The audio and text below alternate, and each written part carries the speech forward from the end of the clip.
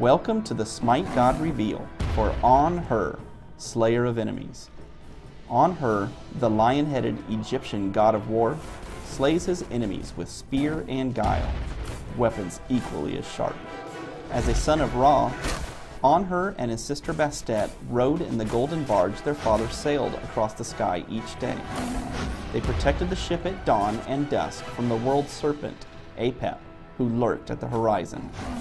Courageous, formidable, and above all intelligent, Anhur defended the vessel with his spear and wits.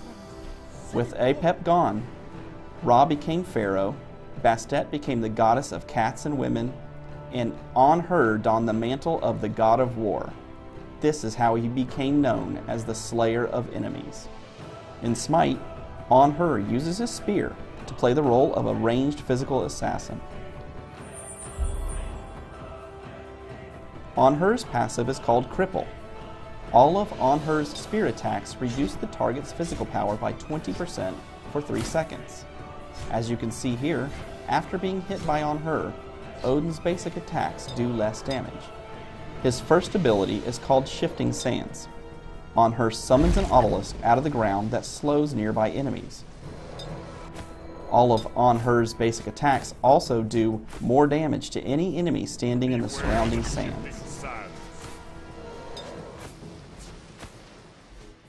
His second ability is Impale. Anhur throws his spear with great might, doing damage and knocking back the first enemy god that it hits. If the god is knocked back into a wall, they are also stunned. The spear passes through minions, doing damage to them as well. His third ability is Disperse. Anhur jumps to his ground target location, doing damage and knocking back any enemies in the area. Anhur's ultimate ability is Desert Fury.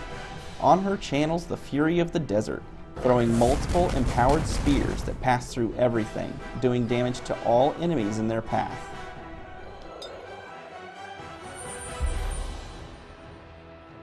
In this fight, I find myself backed into my own tower by Zeus and Bakasura.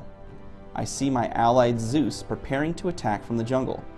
As soon as he drops his lightning storm, I jump into the fight with Disperse and drop Shifting Sands right behind Zeus. I activate my ultimate to finish him off before he gets away. A few moments later, we have the enemy Bakasura backing up to his own tower. I drop Shifting Sands and impale him into the obelisk, allowing Zeus the time to get a 3-stack detonate for a kill. In this fight, I come in from behind against Bakasura and Anhur.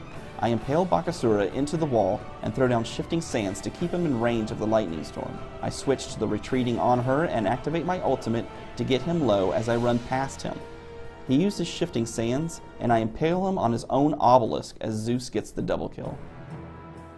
I initiate the next fight by closing distance with Disperse and using Shifting Sands to place the obelisk between myself and Sobek.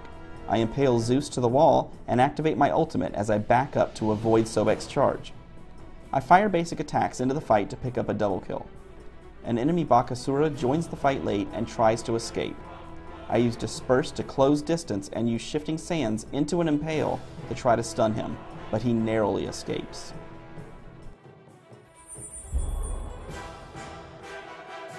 Anhur plays really well in the laning phase. With Impale doing pretty good damage to all enemies in its path, he is very capable of playing mid or either side lane. I start Anhur off by buying rank 2 of the Warrior Tabi boots and 3 mana potions. For the rest of my items, I buy Devourer gloves, the Executioner, Titan's Bane, Deathbringer, and Witchstone. For his abilities, if I am running a solo lane, I would start with Impale and then Disperse to give yourself early mobility. If I am in a dual side lane, I would start with Impale and then Shifting Sands instead. In either case, I would then prioritize Desert Fury, Impale, Shifting Sands, and then Disperse. Thanks for watching the SMITE God Reveal for Anhur, Slayer of Enemies.